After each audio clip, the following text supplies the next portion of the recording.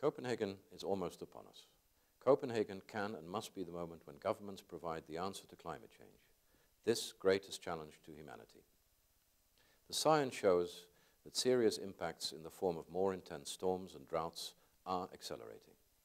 This is already affecting the work of humanitarian organizations, which are being forced to pour more and more of their resources into disaster relief. As a result of the level of greenhouse gases in the atmosphere today, the world is already committed to a dangerous level of climate change. There are two fundamental questions which Copenhagen must answer. How can catastrophic climate change be avoided by halting and then reversing current emission trends? And how will rich nations provide adequate finance to help the developing world limit the growth of its own emissions and to help the poorest and the most vulnerable nations adapt to change? If we are to call Copenhagen a true turning point, it must provide clarity on the following four essentials. First, clarity on ambitious emission reduction targets by industrialized countries, both in the medium term and in the long term. Second, actions by developing countries to limit the growth of their greenhouse gas emissions with finance and technology support. Third, financial and technology resources to help the developing world limit their emissions and adapt to the effects of climate change.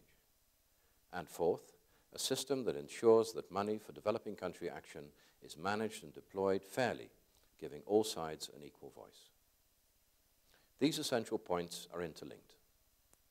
The level of ambition to reduce greenhouse gases will determine if the global temperature rise can be kept at a manageable level. It will also determine, to a large extent, what resources can be provided through public funding, mechanisms and financial markets to provide help to the developing world. It is also clear that we cannot allow large-scale finance for adaptation and mitigation to be diverted from current overseas development aid. This would merely be shifting money from one pocket to another.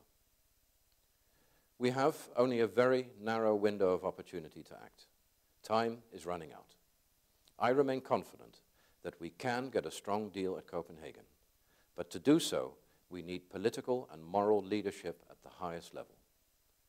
In that context, I thank you for your key role in driving awareness of the effects of climate change on the most vulnerable nations.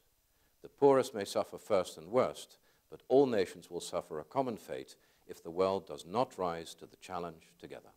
I thank you.